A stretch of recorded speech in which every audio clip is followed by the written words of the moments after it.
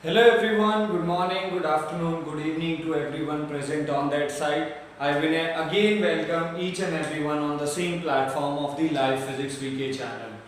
As you all know that we are dealing with the class 12th physics and we have completed the first two units and now we are pursuing our third unit named as the magnetic effect of the electric current. So we started with the Biot-Savart's law, we studied about this and we have done some of the applications, means we have find out the formula for the magnitude of the magnetic field due to various shape like the circular loop or like the straight wire.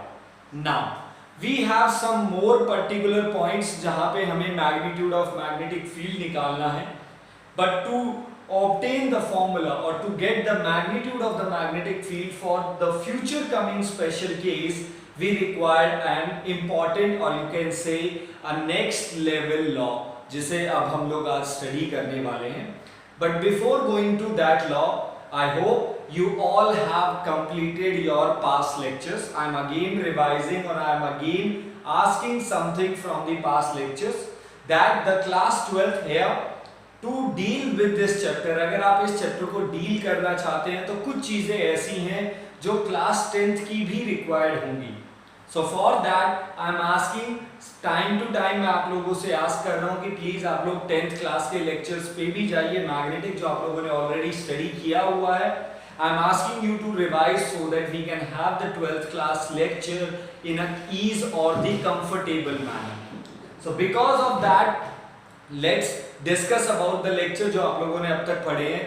So the 12th class आप लोगों ने पढ़ा है, but along with that for the numerical, जैसे previous lecture में मैंने कहा था, you have to go with the lecture number 3 and lecture number 4 of the class 10th magnetic that you can get from the playlist itself. तो आपको YouTube channel पे ही playlist of the class 10th magnetic पे lecture 3 and lecture 4 available हो जाएंगे. वहां से आप लोग इन दोनों से एक बार गो थ्रू जाइए एंड कंप्लीट द असाइनमेंट जो आप लोगों से लास्ट टाइम डिस्कस की and hopefully you have all completed that. Now as I mention in the group में भी मैंने आपको मेंशन किया था that whatever be the thing that we are going to study that is the new thing, हमारे लिए बिल्कुल new है, बट उसमें एक ऐसा चीज है जो हमें पुराने का जरूरत होगा. मींस हमें एक पुरानी चीज का या पुराना बेसिक का जरूरत है and that word is solenoid. So if you want to start this lecture and if you want to go through this lecture, again I am requesting something from your side that please start this lecture. इस lecture को study करना start करना, इस lecture से go through जाना. But before going to that, I have mentioned in the group and I am again mentioning, go through the lecture number 5, the lecture of the solenoid. वो आपको फिर again playlist of the 10th में मिल जाएगा. वहाँ पे heading में clearly mention है that lecture number 5 magnetic 10th class and the solenoid. So आपको एक बार solenoid को revise करना है. I am going to revise it here, but यहाँ पे थोड़ा सा quickly होगा क्योंकि कुछ basic चीजें हैं जो आपको वहाँ से जरूरत होगी. So with that note, please पहले solenoid को एक बार देख के आइए, उस lecture को एक बार उसे समझिए. Then comment पे notes हम लोग इस lecture से बनाएंगे, but उस lecture को एक बार revise करना. तो first of all उस lecture को complete कीजिए, then start it. So if you have completed that lecture, now we are going to start our new term जो अब हम लोग पढ़ने वाले हैं. तो हम लोगों ने एक लॉ तो ऑलरेडी पढ़ लिया. We have discussed the one law known as the Biot-Savart's law, which gives the magnitude of the magnetic field directly. But there is one more law जिसने अपना बहुत इंपॉर्टेंट रोल प्ले किया to find out the magnetic field. Direct नहीं देता है B का formula, but एक indirect manner में है. What does that rule name? And the rule name is Ampere's circuital law. So we are going to study Ampere's circuital law and I used to call this ACL. Ampere's circuital law means the law which has been given by the Ampere. So what does Ampere's circuital law states? So first of all have the statement. Law states that the line integral, please इस बात पे ध्यान देना, the line integral of magnetic field, the line integral of magnetic field is always equal to what? It is always equal to mu naught, means the permeability times of total current effect. Total current effect. So what does Ampere circuital law? It says that line integral of magnetic field means integral, you know that integration means total magnetic field, but where? Through the line, किसी भी line से, किसी भी circumference से, means we have to go with close integration, means line integral means B vector dot dl vector.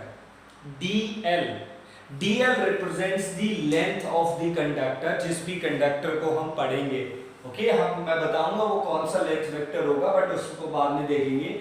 So B vector dot dl vector is equal to mu naught times of total current effect. आपके पास total current effect कितना है, उसका mu naught times. This is known as your Ampere circuital law. Means the magnetic field. So what does B vector represents? It represents the magnetic field. What does dl vector represents? It represents the length vector of, please अब इस पे ध्यान दो थोड़ा सा, it represents the length vector of Amperian loop. Okay, अब मैं यहाँ पे आपके साथ एक कंपैरिजन सिस्टम पे पढ़ना चाहता हूँ, because this type of study is called as comparison study, mean चीजों को कंपेयर या तुलना करके पढ़ना. तो I want to recall you one of the most important, ऐसे ही हम लोगों ने एक इलेक्ट्रोस्टैट्स में पढ़ा था, that E vector dot ds vector is equal to 1 by efficient naught times of total charge enclosed.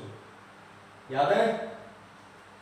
This E vector dot ds vector को ही हम लोग इलेक्ट्रिक फ्लक्स बुलाते हैं.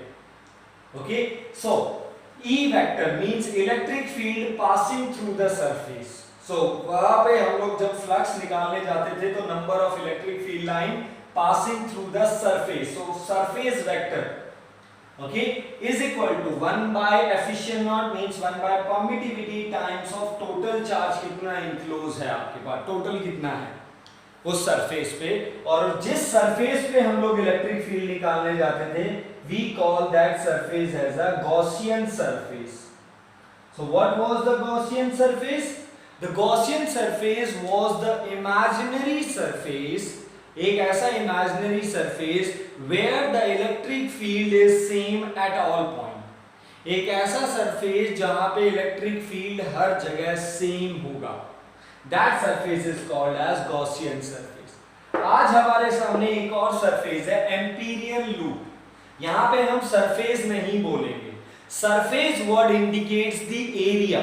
If I ask for कि let's draw the sphere, जब मैं आपके सामने draw करता हूँ, so this is sphere.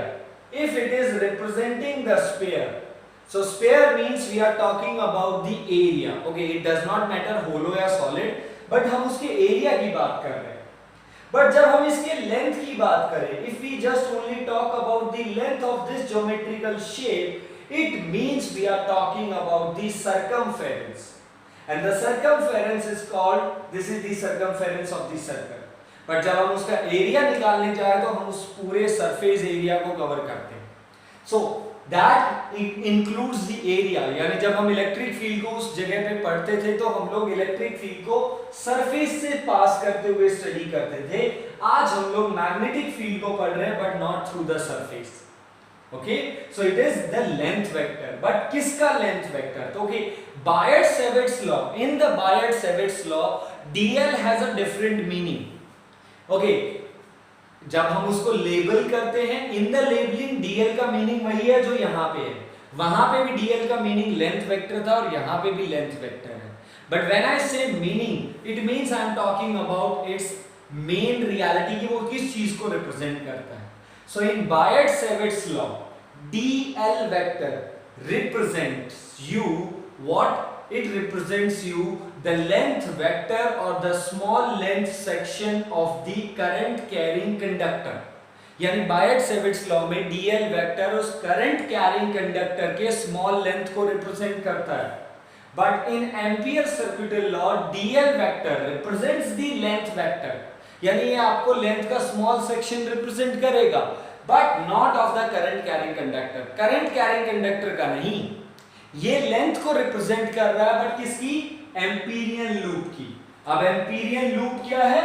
It is the imaginary loop, it is the imaginary loop word use कीजिए, loop word is used to indicate the length, loop use किया जाता है लेंथ को रिप्रेजेंट करने के लिए, तो इमेजिनरी सरफेस नहीं बोलना है, गॉसियन की डेफिनेशन में होता था surface, so it is the imaginary loop where magnetic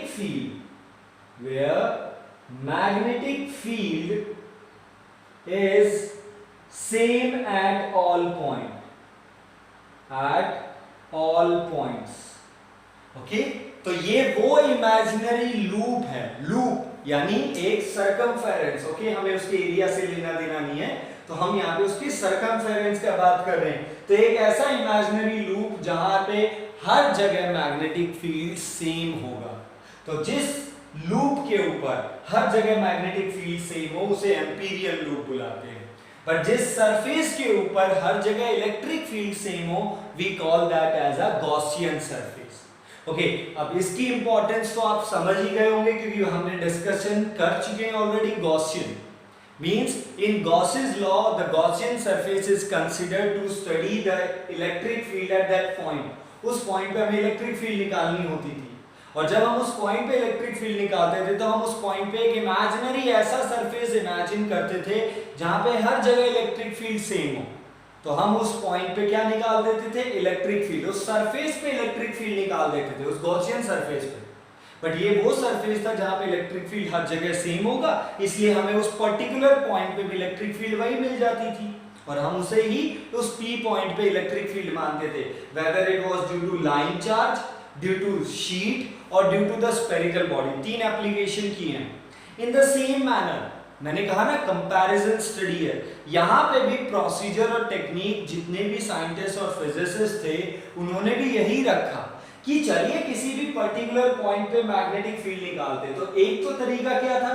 बायट-सेविट्स law लगाइए, तो उसने हमें दिए Biot Savart's law give us the magnitude derivation for the centre of the circular loop at the axis of the circular loop, number 3 at a point due to finite wire, due to infinite wire and half infinite जो हमने बना लिया, तो बायट ने इन shapes के लिए दिए, but आगे जो डिफरेंट ऐसे शेप या ऐसे एलिमेंट्स आने वाले हैं जिसमें करंट होगा, and because of that current definitely magnetic field तो होगी और ये सिडनी का, बट उनका मैग्नेटिक फील्ड डिराइव करने के लिए हम बायट को डायरेक्टली यूज नहीं कर सकते, वो उनमें एप्लीकेबल नहीं है।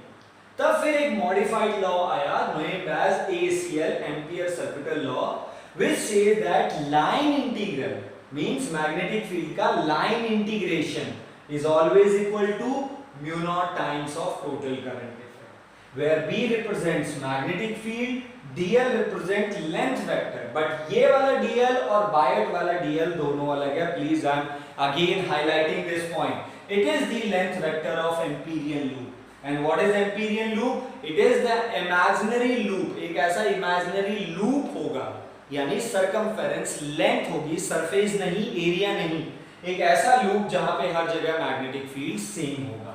Okay, so this is your first point of today's lecture, or you can say that magnetic field निकालने के लिए हमारा second formula, second law, पहला बायट था उसकी एप्लीकेशन की, आज हम ACL को स्टार्ट कर रहे हैं और इसकी एप्लीकेशंस को डील करेंगे। Got it? So please note it down, the statement of ACL, mathematical expression and the usual meaning of the all the symbols जो हम लोगों ने यहाँ पे यूज किए होंगे। Got it? Okay. Now we are going to discuss the application of ACL. तो चलिए जैसे बायट-सेविट्स की एप्लीकेशंस की थी, let's start with the applications of ACL. Applications of ACL means Ampere circuital law, and the first application is magnetic field at a point due to infinite straight wire. Due to infinite straight wire. Okay, so we are going to do the first application, that we are going to find out the magnitude of the magnetic field at a particular point, but due to what? Due to infinite straight wire. I know, and it is correct. आप लोगों ने सही सुना. Infinite straight wire means, sir ये तो already पहले हो चुका है, but why we are going to repeat? हम लोग इसे इसलिए कर रहे हैं ताकि हम लोग एक वैलिडिटी रख सके. Means हमने एम्पियर सर्किट हमने बायट का हेल्प से, by using the Biot Savart's law, we also derive the magnetic field due to infinite straight wire. Lecture number 2 हमारी 12th क्लास का लेक्चर नंबर 2 है मैग्नेटिक का, उसमें हमने इनफाइनाइट का किया था. बट वो कैसे आया था? पहले बायट का हेल्प से फाइनाइट का निकाला और फिर उसमें इनफाइनाइट की कंडीशन डाली. Now we are going to find out the magnetic field due to infinite. Check करना क्या ये फॉर्मूला सेम है या नहीं है, बट बाय यूजिंग ACL. हम बायट को यूज नहीं करेंगे. और इससे एक और चीज है जो हमें समझ में आता है, means validity of the ACL. Means ampere circuital law की वैलिडिटी दिखाएगा. भाई हाँ, बायट से भी निकाला था तो भी यही आया, और आज ACL से भी निकाल रहे तो भी क्या ये सेम आता है.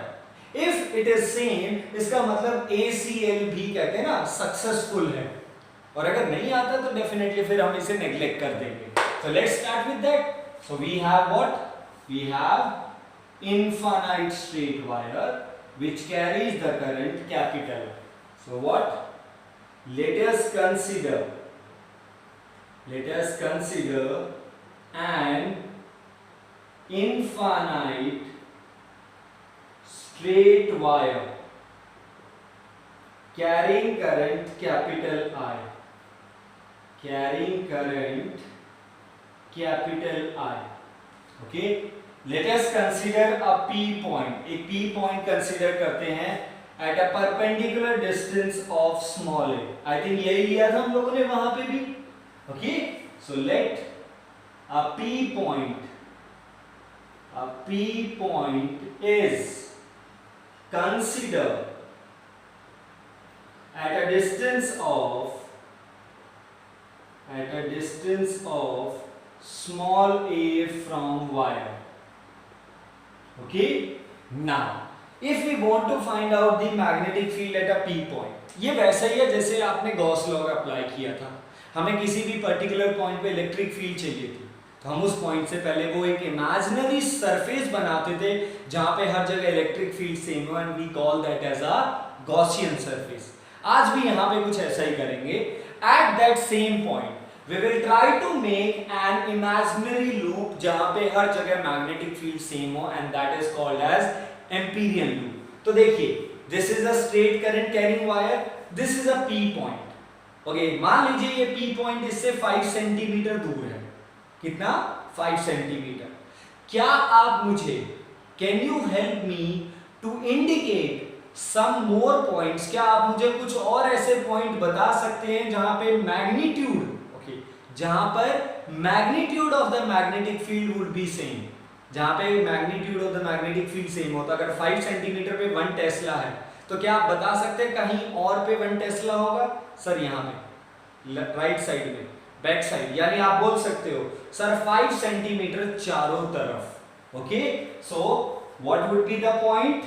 That the magnetic field would be the same at all the points जो कि इससे a डिस्टेंस पे चारों तरफ. ओके, थोड़ा सा 3D effect please. It would be all around the wire. तो ये थोड़ा सा आपको ऐसे ओवल बनाया है to indicate that.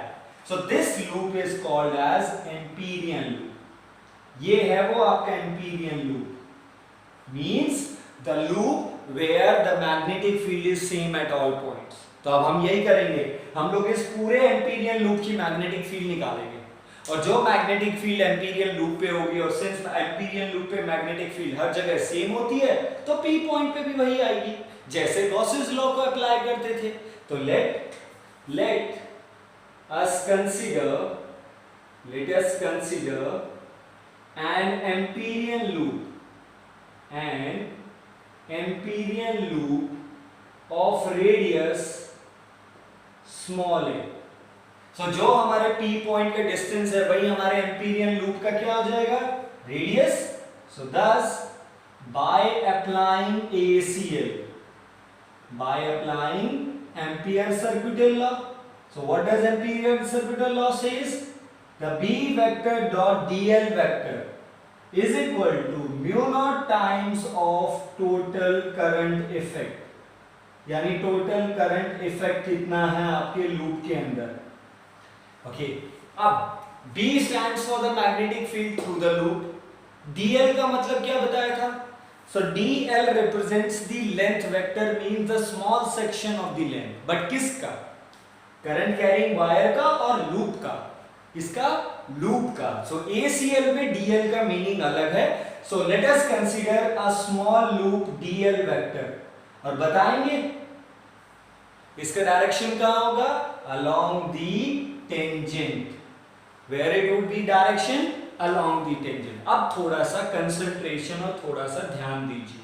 Okay, this is the point, ये हमारे पास है। And if I use the same thing, if you remember the same cardboard that I use in the last lecture, चलिए मैं एक बार उसी पे ही बात करना या आपसे डिस्कस करना शुरू करता हूं। So imagine that I have the same current carrying wire, ये मेरा करंट कैरिंग वायर है, got it. So same consider कर रहा हूं, this is my P point, ये मेरा P पॉइंट है, इससे R डिस्टेंस ले लिया। चलिए ओके, तो चलिए क्या आप मुझे कोई और पॉइंट लोकेट कर सकते हैं जहां पे इतना ही मैग्नेटिक फील्ड हो? सर इसके चारों तरफ। So this circular wire, okay, ये हमने अलग जगह पे यूज किया था तो वो अलग चीज था, बट ये लगभग कुछ ऐसा ही है। सो दिस सर्कुलर डायग्राम जो आपको दिख रहा है, this represents the Amperian loop. Okay, तो अगर हम इस P पॉइंट पे एक स्मॉल सेक्शन कंसीडर करें, if we consider a small section on this P point, इस सर्कल का एक स्मॉल सेक्शन कंसीडर करते हैं, तो बताइए इसका टेंजेंट कहां जाएगा? Sir the tangent is here, so this is dl vector, got it? Okay, now what would be the direction of magnetic field at P point? उस P point पे यानी एम्पीरियल लूप पे मैग्नेटिक फील्ड कहां होगा?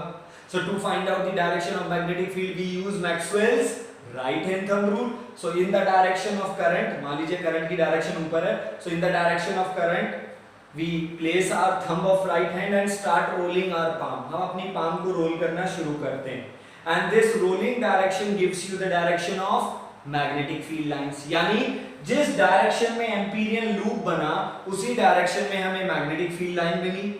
और किसी भी point पे मैग्नेटिक फील्ड कहां होती है? उसके अलोंग दी टेंजेंट। तो यही हमारा एम्पीरियन लूप था, तो इसका DL vector along the tangent, और यही हमारी मैग्नेटिक फील्ड लाइंस है bye using the Maxwell's right hand thumb rule. तो यही हमारी एमएफ लाइंस यानी मैग्नेटिक फील्ड लाइंस है। तो हमारी मैग्नेटिक फील्ड भी कहां होगी? अलोंग दी टेंजेंट, जो हम लोगों ने रूल पढ़ा है। तो इसका मतलब बी वेक्टर भी कहां होगा?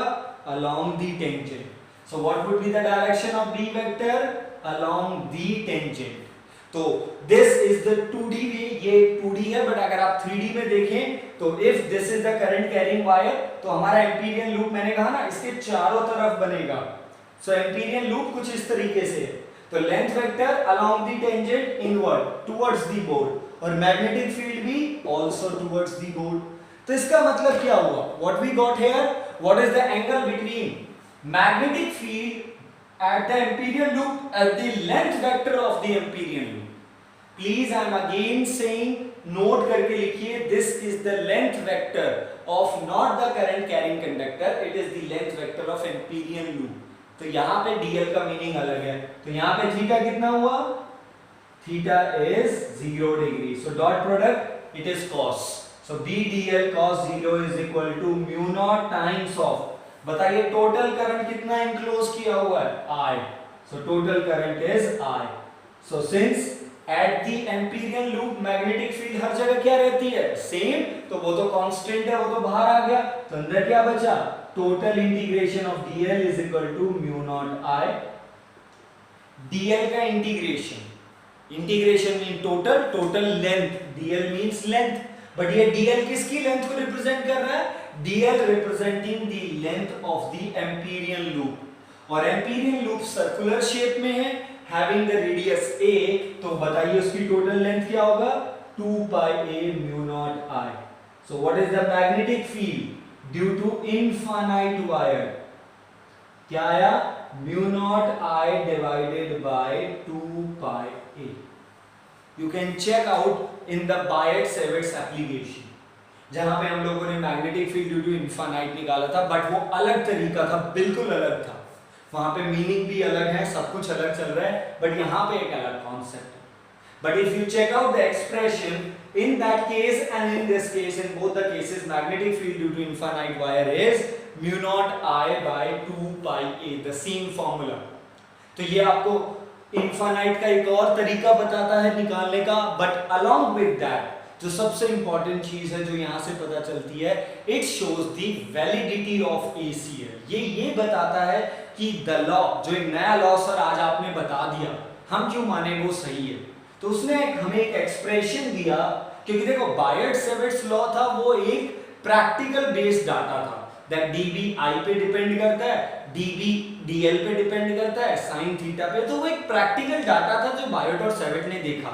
जैसे कूलम्स लॉ ऑफ इलेक्ट्रोस्टैटिक्स था कि भाई इलेक्ट्रिक फोर्स किस किस फैक्टर पे डिपेंड करता है, तो वो प्रैक्टिकल ऑब्जर्वेशन को रखा. बट यहाँ पे कोई प्रैक्टिकल ऑब्जर्वेशन नहीं थी, यहाँ पे कंक्लूजन था जो एम्पियर ने निकाल के दिया, बट क्या उसके कंक्लूजन को वैलिड रखा जाए. तो बायट प्रैक्टिकल बेस्ड डाटा था जिससे इनफाइनाइट का फॉर्मूला आया था बायट से. अब ये एक कॉन्सेप्ट है जो एम्पियर ने कैलकुलेट करके एक फॉर्मूला बना के दे दिया, that B vector dot dl vector mu not times of total current होना चाहिए. अब हम क्यों मान लिए सही है. So what we have done or we applied the same formula for the infinite, यानी इनफाइनाइट के लिए अच्छा बन रहा था, और जब ये इनफाइनाइट वायर के लिए स्टडी हो रहा था तो हमें एक्सप्रेशन वही मिला, एंड अब हम बोल सकते हैं कि ACL वैलिड है. ओके, सो ACL से हम अदर एक्सप्रेशंस भी निकाल सकते हैं, but the point is that कि ACL किसी पर्टिकुलर केसेस पे ही अप्लाई होता हुआ अच्छा लगता है. मींस एक तो इनफाइनाइट, और आगे जो आज हम पढ़ने वाले हैं दैट टॉपिक जो मैंने स्टार्टिंग ऑफ द लेक्चर में आपसे आस्क किया था, the solenoid, to find out the magnetic field of the solenoid. तो एक बार मैं क्विकली सोलेनॉइड को डिस्कस करूंगा, and after that we will find out the expression for the solenoid. तो इतना तो आइडिया है, मैंने आपसे बोला था please go through the lecture number 5 of the 10th class. उससे अगर आप गए हो तो सोलेनॉइड का आइडिया आपको हो गया होगा, but I am going to recall that. But before that please do the first application of ACL.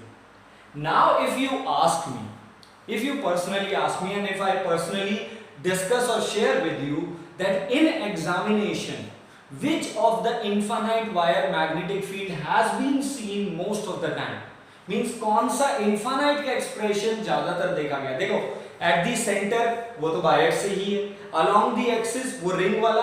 तो अब देखो रिंग वाले दो डेरिवेशंस हो गए आपके पास, one from electrostats and one from magnetic. दोनों ही बहुत इंपॉर्टेंट है, दोनों ही हॉट्स की कैटेगरी में आते हैं. Now due to the finite infinite, अब मुझसे यानी मैं आपसे सजेस्ट करूं, एक इनफाइनाइट यहां से आया, एक इनफाइनाइट का डेरिवेशन वहां पे. अब इन दोनों में से कौन सा इनफाइनाइट एग्जाम में आएगा और हमें करना है, if I personally share you will go with that. Means out of 100 95% it has been seen. teacher asked directly the question, मैं आपके साथ शेयर करूंगा जरूर बोर्ड के क्वेश्चंस. और क्वेश्चंस क्या हैं अगर असाइनमेंट में देखें, सो क्वेश्चन पूछा जाता है पार्ट ए, डिफाइन और स्टेट दी एम्पियर सर्किटल लॉ. ए पार्ट हो गया, 1 मार्क्स हो गया जो आपने किया. फिर उसके जस्ट बाद लिखिएगा हैंस ऑब्टेन दी एम्पियर सर्किटल लॉ, और hence obtain the above law, obtain the expression for magnetic field due to infinite current carrying wire. यानी 95% चांस जो मैंने आज तक देखे, if I share my experience, all the paper that I discuss with my students, all the paper that I have seen from the different reference books, जहां पर भी मैंने देखा तो 95% इनफाइनाइट ACL का मिला है 95%। अगर इनफाइनाइट आता है तो मैं उसका बात कर रहा हूं, ओके।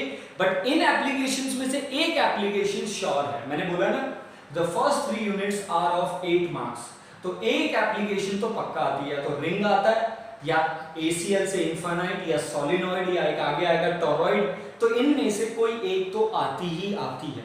सो प्लीज डेरिवेशंस हमारे लिए सारे ही इंपॉर्टेंट हैं, ओके।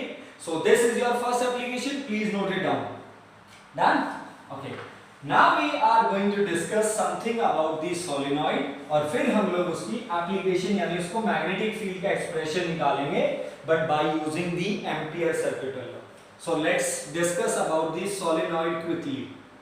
Okay, वहां पे मैंने डिटेल में किया। I'm again saying for the detail explanation because देखो यार हमारे पास टाइम भी है, हम 12th क्लास के फैक्टर पे वर्क कर रहे हैं, तो डेफिनेटली मैं चाहता हूँ हम पुरानी चीजें रिवाइज करें।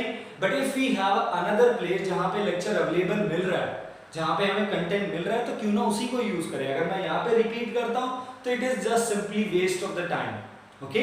तो एक बार वहां पे आप चेक कीजिए, वहां पे देखिए, समझिए, because that complete lecture 40 to 50 minutes, वो पूरा मैंने 40 to 50 मिनट्स सोलिनॉइड पे दिया है, ओके। तो हम यहाँ पे क्विकली करेंगे विद इन द 5 मिनट्स। मैं रिवाइज करवा देता हूँ। So solenoid contain a core, क्या कंटेन करता है? Core, and it is generally made up of soft iron, okay. Soft iron because it has the best magnetic property. अब ये अगर मैं आपसे बात करूं, this type of material is called as ferromagnetic material, okay.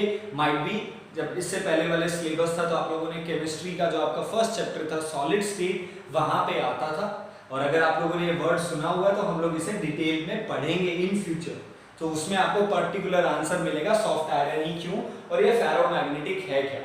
But अभी के लिए याद रखिए the core is made up of soft iron, और अभी के लिए कॉन्सेप्ट की बहुत अच्छा मैग्नेटिक प्रॉपर्टी है। Around this what we are going to do, we are going to do the windings of the copper wire. क्या करने वाले हम लोग? वाइंडिंग्स करने वाले। Various number of turns has been turned around the copper wire and they will be connected across a battery with the key. इसे एक battery के साथ कनेक्ट कर देंगे with a key के साथ, okay। Now when we plug in the key, as soon as we plug in the key, the current will start flowing through it। तो इससे क्या पास होना शुरू हो जाएगा? करंट पास होना शुरू हो जाएगा, और जब करंट इससे पास होगा तो definitely it would start behaving like a magnet, and this magnet is called as electromagnet. इस मैग्नेट को हम लोग क्या बुलाएंगे? Electromagnet means the material which is showing the magnetic property when the electricity or the current is being supplied। जब body में या जब उस मटेरियल में करंट सप्लाई कर रहे हैं वो मैग्नेटिक प्रॉपर्टी शो कर रहा है, but as soon as the current supply is being cut off it's not start behaving like a magnet, फिर वो नॉर्मल जो पहले का मटेरियल वो वैसा ही हो जाएगा। This is the solenoid, okay.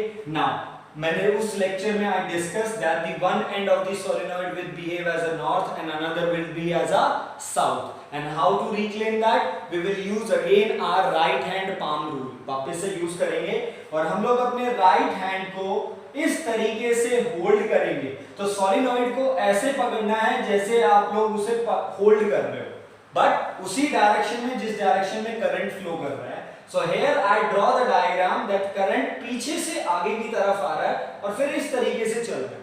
तो if I hold in this direction, if I hold the solenoid in this direction, तो जिस डायरेक्शन में मेरी palm roll होगी, and I have a thumb indicator, और जिस तरफ मेरा thumb होगा that would be my north pole and this respective would be my south pole.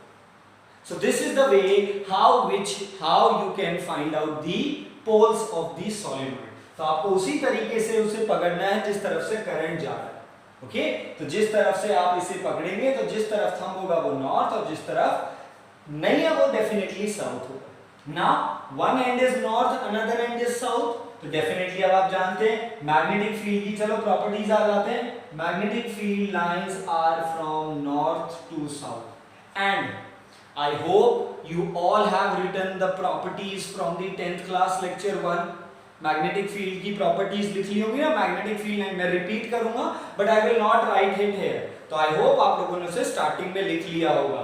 North to south, north to south, inside south to north.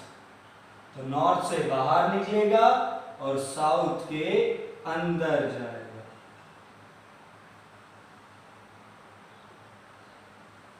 Got it? So this is the magnetic field lines pattern for the solenoid. जैसा एक bar magnet के लिए होता है वैसा ही। Now कुछ properties है, मैं एक बार क्विकली कर लेता हूं। प्रॉपर्टी नंबर 1, नॉर्थ के outward, so magnetic field is outward from the north end south से inward, means outside magnetic fields are from north to south, but inside the magnet it is from south to north. Definitely done है? Okay, so I am writing about the properties. So I think ये आप लोगों ने लिखा है। Property number 2. What is the property number 2? That the crowdness of magnetic field lines gives the strength of magnetic field. So magnetic field lines का जो क्राउडनेस है वो आपको मैग्नेटिक फील्ड की स्ट्रेंथ देगा, यानी जहां पे क्राउड ज्यादा वहां पे स्ट्रेंथ ज्यादा और जहां पे क्राउड कम वहां पे स्ट्रेंथ भी कम।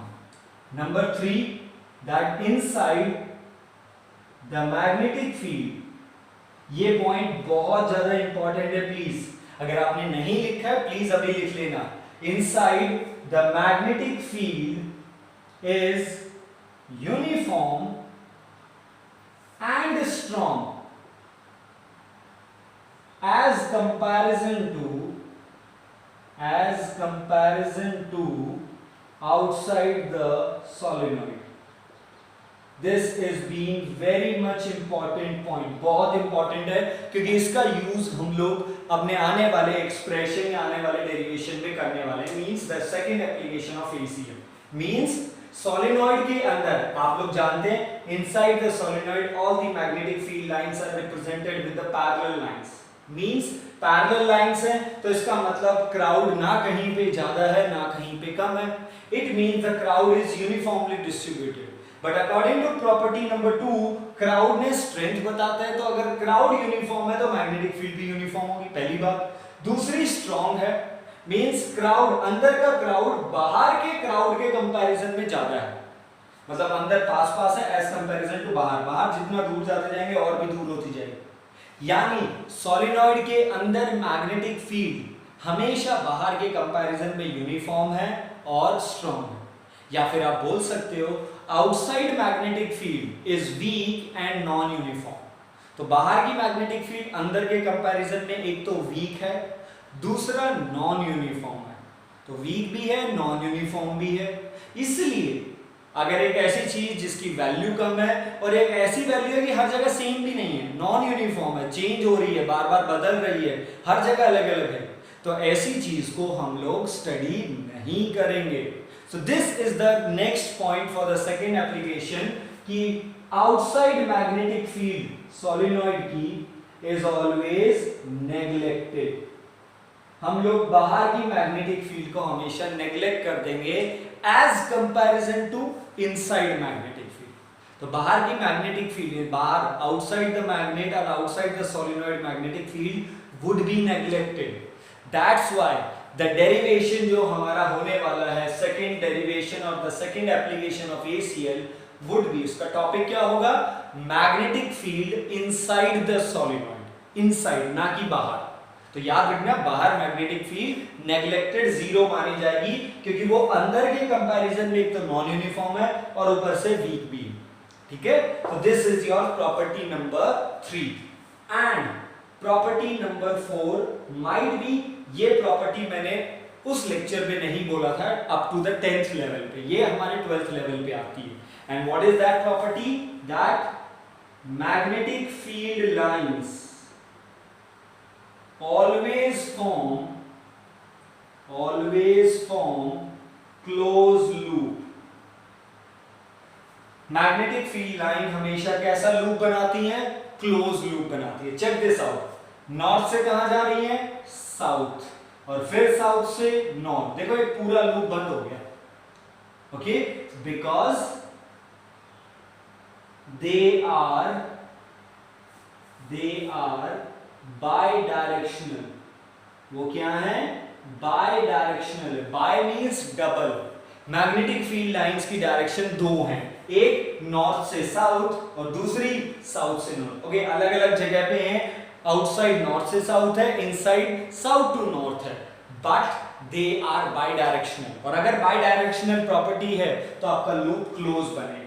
और अब यहां से 1 मार्क्स का क्वेश्चन जो आप लोगों से मैं सिंपल सा पूछ सकता हूं, write basic difference between electric field and magnetic field. ये क्वेश्चन प्लीज आप लोग ऐड कर लेंगे। Write the basic difference. Okay, एक प्रॉपर्टी नंबर 5 ये ऑलरेडी है, no two magnetic field lines intersect, no two MF lines intersect. I will not write क्योंकि ये उसमें लिखा था हम लोगों ने 10th क्लास में, because if they intersect there would be 2 tangents in that loop, और अगर वो इंटरसेक्ट करते तो 2 टेंजेंट होंगे एक ही पॉइंट पे, जो कि पॉसिबल नहीं है। So what is the basic difference between electric field and magnetic field? तो सीधा सा बात है, क्राउड वाला प्रॉपर्टी सेम है, वहां पे भी था और यहाँ पे भी सेम है। डायरेक्शन वहां पॉजिटिव से नेगेटिव था और यहाँ पे नॉर्थ टू साउथ है, but so what is the basic difference between electric field and magnetic field? All the properties are same, but अगर आप electric field की properties को revise करें, you will get the point that electric field always form open loop. Electric field lines हमेशा कैसा loop बनाती हैं, open loop, because उनका direction कहां से कहां होता है, positive to negative. Electric field का डायरेक्शन पॉजिटिव से नेगेटिव, नेगेटिव से पॉजिटिव कहीं पे भी नहीं होता, क्योंकि inside the conductor electric field हमेशा जीरो होती है, बट इनसाइड द मैग्नेट और इनसाइड द सॉलिनॉइड या कुछ जिसको भी आप पढ़ रहे हो उसके अंदर मैग्नेटिक फील्ड कभी जीरो नहीं होती। तो ये एक सबसे इंपॉर्टेंट डिफरेंस है। वैसे तो बहुत सारे निकल के आएंगे इन फ्यूचर, आपको पता चलेगा, but the point is that this is your most important, ठीक है। वैसे और अगर मैं आपको बताऊं, डायरेक्शन को लेके बता सकते हो, इलेक्ट्रिक फील्ड का डायरेक्शन हमेशा वहीं पे होता है जहां पे इलेक्ट्रिक फोर्स का है, बट इन फ्यूचर आपको पता चलेगा मैग्नेटिक फील्ड का डायरेक्शन मैग्नेटिक फोर्स के अलोंग नहीं होगा, मैग्नेटिक फोर्स के परपेंडिकुलर होगा। बट मैंने कहा ना, जैसे जैसे फ्यूचर में पॉइंट आते जाएंगे I will describe you, but अभी एक सबसे इंपॉर्टेंट पॉइंट आया जो 1 मार्क्स के लिए बना सकते हैं, वो ये है that magnetic field lines always form closed loop where electric field lines forms open loop. Why? Because magnetic fields are bidirectional, but electric fields are unidirectional, UNI. uni मतलब single direction होती है, पॉजिटिव से negative, इसलिए उसका loop हमेशा open रहता है, positive से नेगेटिव ही जाती है, नेगेटिव से पॉजिटिव कभी भी नहीं होती। So that's why this is the basic difference and I want जो प्रॉपर्टी मिस हुआ है, अगर आपने नहीं लिखा है वो प्रॉपर्टी प्लीज आप लोग यहां पे लिख लें, और इस क्वेश्चन का आंसर प्लीज बना के लिखेंगे अपने पास। Got it? So this is about the solenoid जो मैंने आपके साथ डिस्कस किया। So now we are going to study what we are going to discuss, और we are going to find out the magnetic field of the solenoid. तो हम लोग solenoid का मैग्नेटिक फील्ड निकालने वाले हैं, बट कहां पे? We are going to find out the magnetic field of the solenoid inside. So this is our second application. What? Magnetic field inside the solenoid. Inside the solenoid. अब अंदर ही क्यों, ये मैं आपको ऑलरेडी बता चुका हूं, because outside the solenoid magnetic field is weaker and non-uniform. तो अगर आपसे कोई सवाल पूछता है कि बाहर का क्यों नहीं पड़ा, आपके पास जवाब है। तो चलिए let's start with the solenoid. So let us consider a solenoid of length small. Okay, so let us consider a solenoid of length small. Okay, carrying current capital I through n number of turns. This is the important point. So हमने consider किया एक solenoid जिसका length क्या है L. Okay, now the point is that about the area. तो मैं एक बार area के बारे में बता देता हूं. तो हम एक सोलिनॉइड को कंसीडर कर रहे हैं, तो एक चीज को आपको समझना है. What the thing that you have to understand, that we are going to do the winding of the copper wire around it. हम इसके चारों तरफ कॉपर की वायर की वाइंडिंग करने वाले हैं. तो जब हम कॉपर वायर की वाइंडिंग करेंगे तो वो जो वाइंडिंग का डिस्ट्रीब्यूशन है, the distribution of winding are going to along the length, ऐसे लेंथ के अक्रॉस जाएगा. Okay, area doesn't matter. यहाँ पे इस थिकनेस और इस एरिया का कोई फर्क नहीं पड़ने वाला है. ओके, तो जो चीज मैटर करेगी वो लेंथ मैटर करेगी, वो हम लास्ट में देखेंगे. तो this area is non considerable part. इससे मैग्नेटिक फील्ड की स्ट्रेंथ पे कोई डिपेंड नहीं कर रहा. आप चाहे इतना थिकर का बना लीजिए, चाहे आप इतना थिकर का बना लीजिए, कोई फर्क नहीं पड़ने वाला. फर्क क्या पड़ने वाला है कि करंट कितना है, सीधी सी बात है. नंबर 2, कितने नंबर ऑफ टर्न्स दिए ये भी आप जानते हैं. बट एक जो चीज सोलिनॉइड का, यानी सोलिनॉइड का कौन सा फिजिकल पैरामीटर जो डिपेंड करेगा उसकी स्ट्रेंथ ऑफ मैग्नेटिक फील्ड पे, that parameter is length. Okay, now the point is that I told you a solenoid of length L. तो हमारे पास एक सोलिनॉइड है जिसकी टोटल लेंथ है L, जिसका करंट है I और number of turns N. Okay, now here I am not drawing any number of winding. मैं नंबर ऑफ वाइंडिंग ड्रॉ नहीं कर रहा हूं, because if I draw it और इसके बाद जब हम एम्पियर एंड लूप को स्टडी करने जाएंगे तो बहुत कंफ्यूजिंग सा हो जाएगा. सो that's why I am not drawing. मैं केवल एक सिंपल रेक्टेंगुलर शेप में बना रहा हूं. तो समझ जाइए ये सोलिनॉइड है, इसके पास नंबर ऑफ टर्न्स है, वो ऑलरेडी पहले बता दिया मैंने. इसलिए आई स्टडीड और मैंने चूज किया कि हम पहले सोलिनॉइड को समझ लेते हैं, बाद में उसको अप्लाई करेंगे. ओके, सो यहाँ पे नंबर ऑफ टर्न्स अवेलेबल है. सो thus number of turns per unit length, number of turns what per unit length कितना होगा, तो it would be small n. Okay, so what is the symbol of number of turns per unit length? Small n. So number of turn per unit length. Okay, so small n as usual. एक और बात बेटा please मैं कहना चाहूंगा बार बार. The thing is that in physics a single symbol can be used to represent the various parameter. यानी एक ही symbol बहुत सारे पैरामीटर को रिप्रेजेंट करने के लिए यूज किया जा सकता है. Like current and electricity. What was the meaning of small n? वहां पे small n का मतलब था number of free electrons per unit volume. We also called as number density. I is equal to V ना में जो n आया था. फिर जब सेल में गए तो n represents the number of cell in a series. Okay, अब जब मैग्नेटिक चैप्टर में है तो यहाँ पे कोई नंबर डेंसिटी तो है, तो यहाँ पे स्मॉल n का मतलब है number of turn per unit length. तो टोटल टर्न्स कितने हैं, कैपिटल N. टोटल लेंथ कितना है L. तो number of turns per unit length. And total current effect, total current effect कितना होगा, it would be n times of I, sorry, capital N times of I. चलिए इसके बारे में बात करते हैं. There is a difference. अगर मैं आपको एक बार वापस से सोलिनॉइड बना के दिखाऊं, so this is the one turn, then again from the back side second, third, fourth, fifth, sixth and back. Okay, so let's suppose मैंने यहाँ पे 6 टर्न्स ली. So चलिए पहले टर्न के बारे में बात करते हैं. तो पहले टर्न से करंट गया, तो मान लीजिए फर्स्ट टर्न से जो करंट गया वो क्लॉकवाइज था. कहां था करंट, क्लॉकवाइज था होगा. और अगर क्लॉकवाइज है तो ये वाला हिस्सा क्या बना उसका, साउथ, और इसके पीछे वाला हिस्सा क्या बना, नॉर्थ. और मान लीजिए इसने कितनी मैग्नेटिक फील्ड दी, 1 टेस्ला. डन. अब अगला टर्न आएगा, इसी के जस्ट पीछे एक और टर्न है. तो अगर नेक्स्ट टर्न है तो उसमें भी करंट कौन सी डायरेक्शन में होगा, क्लॉकवाइज. क्योंकि देखो टर्न कंटिन्यूअस है.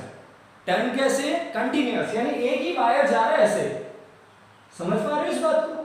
तो अगर फर्स्ट में क्लॉकवाइज है तो सेकंड में भी तो क्लॉकवाइज होगा, थर्ड में भी क्लॉकवाइज होगा और फोर्थ में भी क्लॉकवाइज होगा. तो इसका मतलब अगर सिंस, अब सीधी सी बात है, देखो फर्स्ट में अगर 1 एम्पियर करंट है तो सेकंड में भी 1 एम्पियर, थर्ड में भी 1 एम्पियर एंड फोर्थ में भी 1 एम्पियर, यानी सारे टर्म में करंट कितना 1 एम्पियर। तो अगर मैं आपसे बोलूं कि आपने बैटरी से करंट कितना सप्लाई किया, how much current that you supplied from the battery, you will say sir I am supplying 1 ampere. अब एक चीज जो आपको समझना है कि नंबर ऑफ टर्न्स बढ़ाने से फायदा क्या होता है, तो एक बात को समझिए, अगर मैं यहां से एक बैटरी यूज करता जो 1 एम्पियर करंट देती है, but I will connect through 1 loop, मैं केवल उसे एक टर्न से पास करवाता, तो करंट कितना 1 एम्पियर, तो बैटरी से करंट कितना खाया 1 एम्पियर। मान लीजिए इसका जो भी रेडियस है, तो इसके सेंटर पे इसकी मैग्नेटिक फील्ड आ रही है 1 टेस्ला, कितनी आ रही है 1 टेस्ला, आ गई।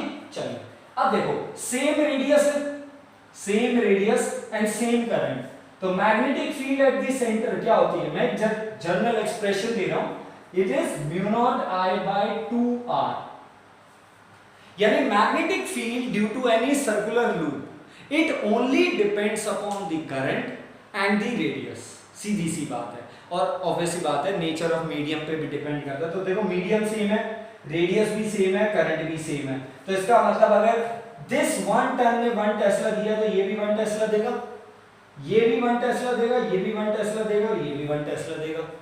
तो बताइए इस केस में आपने टोटल मैग्नेटिक फील्ड कितना बनाया, how much total magnetic field that you produce here, sir 4 tesla, because all the magnetic fields are in same direction, क्योंकि देखो ये भी क्लॉकवाइज है, तो यहां पे भी इसका साउथ, इसका साउथ, इसका साउथ, इसका साउथ और पीछे नॉर्थ, यानी सबकी मैग्नेटिक फील्ड जो 1 टेस्ला है वो सारी एक ही डायरेक्शन में है।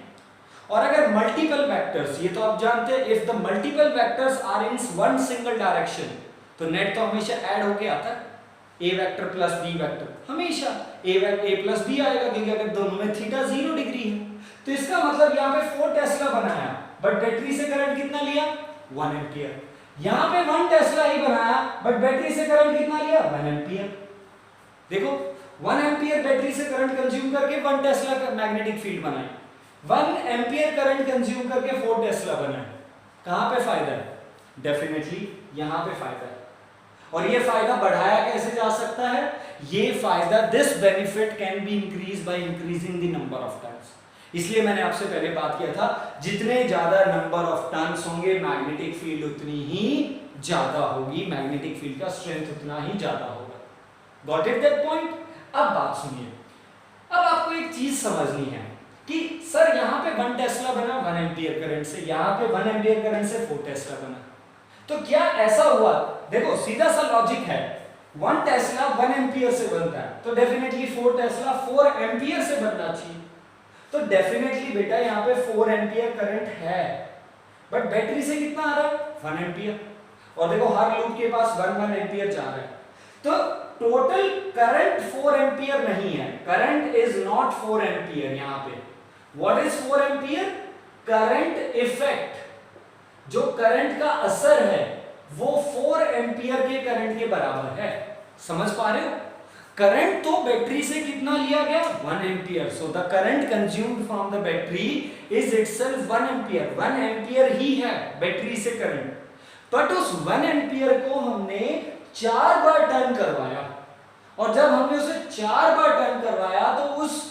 4 बार टर्न होने की वजह से मैग्नेटिक फील्ड का स्ट्रेंथ इतना बना जितना 4 एम्पियर यानी 4 एम्पियर बना के देता, तो यानी करंट का जो असर है वो 4 एम्पियर के बराबर हो गया, सो क्या बढ़ गया, करंट का असर, करंट इफेक्ट, और एम्पियर सर्कुलर लॉ में क्या आता है, it is equal to line integral of b vector dot dl vector is equal to mu naught times of क्या, करंट भी नहीं और टोटल करंट भी नहीं, mu naught times of total current effect, current का असर कितना है।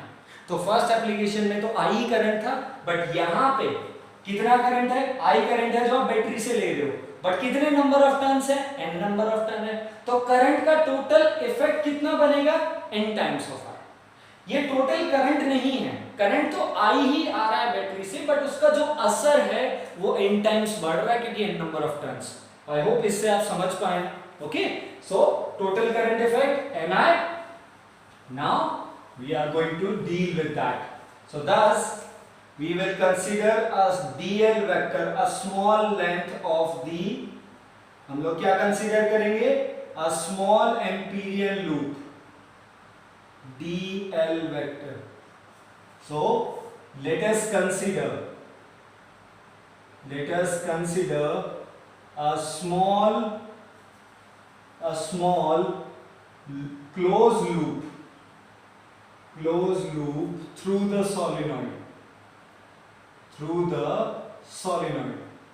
तो सोलेनॉइड से क्लोज लूप ले लेते हैं of length dl vector. Okay, so total b vector dot dl vector close किसका, a b c d, क्योंकि देखो यहाँ पे थोड़ा रेक्टेंगुलर शेप है तो हमने इसे भी रेक्टेंगल ले लेते हैं. तो a b c d का total b vector dot dl vector is equal to mu not times of what, total current effect. Okay, this is your equation 1. तो चलिए LHS को लेते हैं. For left hand side close integration of b vector dot dl vector किसका loop का, a b c d. तो a b c d का total line integral पढ़ना है. तो चलिए पढ़ना शुरू करते हैं. तो पहले किसका, b vector dot dl vector a b का. Firstly for a b, then b vector dot dl vector for b c plus b vector dot dl vector for cd plus b vector dot dl vector for d. Got it? I think Gauss's law जैसा ही दिख रहा है कि जो भी हमारे पास geometrical shape था हमने सारे कर लिए यहाँ पे. तो चलिए, सो दस total b vector dot dl vector. So you all know that कि सोलेनॉइड का एक एंड नॉर्थ होगा और एक एंड डेफिनेटली साउथ होगा. तो वो तो डिपेंड करेगा कि करंट का फ्लो का डायरेक्शन क्या है. तो imagine that this is north and this is south. मान लेते हैं and let us consider the same pole जो हमने अभी डायग्राम में लिए थे. मान लेते हैं तो अगर नॉर्थ साउथ है तो इनसाइड मैग्नेटिक फील्ड कहां होगी, south to north. So this is the direction of b vector inside. Okay, तो चलिए काम करना शुरू करते हैं. तो first loop is b vector dot length vector of ab. तो ab का जो लेंथ वेक्टर है वो इस तरफ जाएगा a टू b, और मैग्नेटिक फील्ड भी कहां है, इधर ही है. तो थीटा कितना हुआ, 0 degree.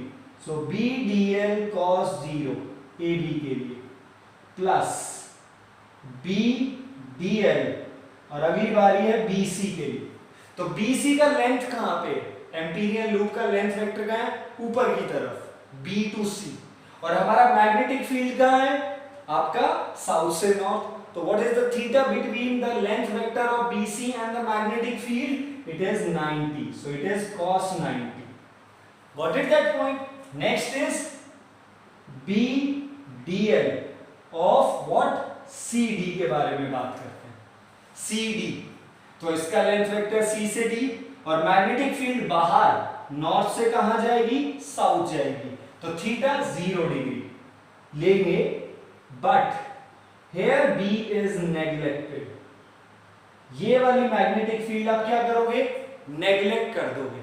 Why? Because CD loop कहां पे, बाहर, और CD लूप की मैग्नेटिक फील्ड b है. बट हम जानते हैं आउटसाइड मैग्नेटिक फील्ड हमेशा इनसाइड के कंपैरिजन में वीकर और नॉन यूनिफॉर्म होगा. So that's why outside magnetic field neglected हो गया. Last is b dl of dA, d to a, और इनसाइड मैग्नेटिक फील्ड कहां है, साउथ से नॉर्थ, और अगर आउटसाइड की भी देखो तो नॉर्थ से साउथ. तो थीटा कितना डिग्री बन रहा है, 90. ओके, सो cos 90 0, तो ये वाला टर्म 0, ये वाला टर्म 0, और ये वाला टर्म भी 0. बट ये वाला टर्म 0 क्यों, क्योंकि ये मैग्नेटिक फील्ड आउटसाइड है. तो हमारे पास क्या बचा, b vector dot dl vector is equal to b dl of only ab वाले.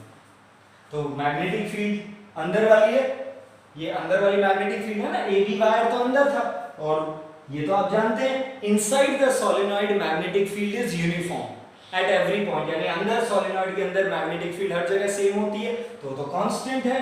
तो total dl length of ab wire, तो इस AB की टोटल लेंथ ये वाली, और ये वाली टोटल लेंथ कितनी है along this side L, so it is B into L.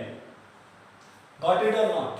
So B vector dot dl vector for whole Amperian loop ABCD का net magnetic field B vector dot dl vector क्या आया B into L.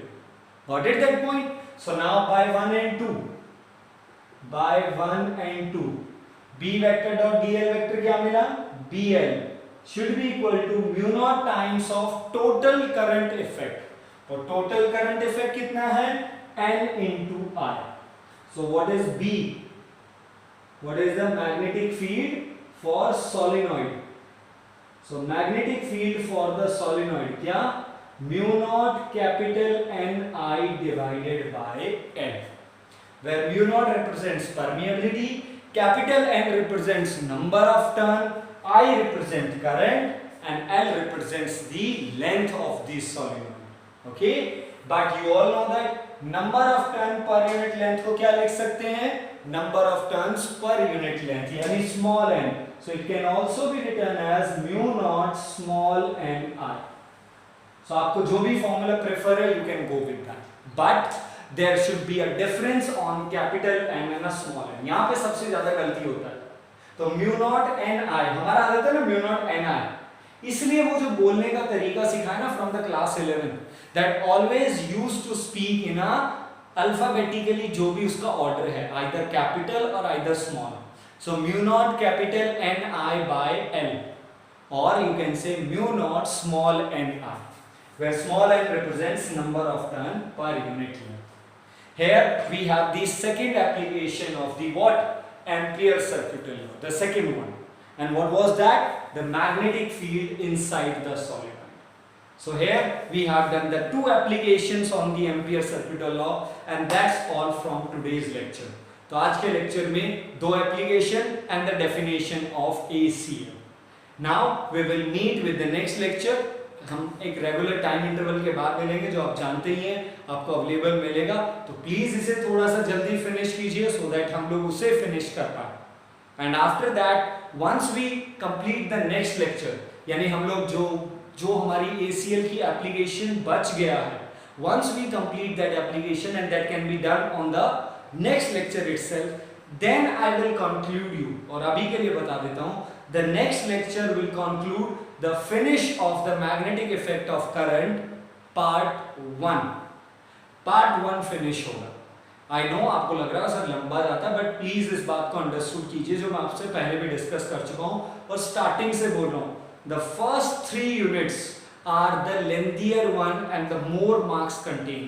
सबसे ज्यादा लेंदी है और सबसे ज्यादा marks भी कंटेन करती है और सबसे ज्यादा इंपॉर्टेंट भी है. So near about 88 and 99 marks each. तीनों यूनिट 8-8, 9-9 नंबर की हैं. और लेक्चर्स आप जानते हैं, देखो इलेक्ट्रोसेट्स में हमने कितने दिए, इलेक्ट्रिसिटी और मैग्नेटिक हमारा चल ही रहा है. तो आप ये सोच के चलिए जो हम 10th क्लास के लेक्चर रिवाइज कर रहे हैं ना, वो हमारे क्लास के लेक्चर्स हैं. If we are in the offline mode, अगर हम ऑफलाइन यानी स्कूल में होते तो डेफिनेटली जो 10th क्लास का लेक्चर हुआ वो तो रिकॉर्डेड नहीं होता ना, तब तो मैं आपको रिवाइज तो करवाता, तो वो लेक्चर जाते, तो आप उन्हें कंक्लूड और इंक्लूड करके चलिए. Lecture 1 lecture 2 of 10th class definitely offline होता तो क्लास में होता वो, तो डेफिनेटली वो मैं ही दे रहा हूँ, तो बात तो वही है. तो आई थिंक आप उसे समझ पाए होंगे. So with that note we are complete with the solenoid. Now we are going to do the toroid and the magnetic field inside the current carrying wire, वो हम बाद में बात करेंगे. And in the next lecture हम part 1 को finish करेंगे and we will enter into the part 2 of the magnetic effect. Okay? So for the next lecture आपको कोई 10th revise करने की जरूरत नहीं है. तो जिन lectures पे मुझे जरूरत होगी मैं आपसे वो पूछ लूंगा या आपसे पहले ही आपको कहते हैं ना ऑलरेडी पहले ही बता दूंगा, आगाह कर दूंगा आपको कि यार यहाँ पे करना है, because I need that. So next lecture के लिए I do not need any of the 10th class, and for this lecture there is no assignment. तो assignment आपको next lecture के साथ ही मिलेगा complete part 1 का. part 1 के जो numericals हैं कुछ हमने वहाँ किए थे, अब ACL के numericals का assignment आपको next में मिलेगा. So this lecture only includes the derivation and the understanding part. Hope you got it and you will complete this as soon as possible. तो आप इसे जल्दी से जल्दी खत्म करेंगे, अपने डाउट्स क्लियर करेंगे and complete till the solenoid application. Thank you very much.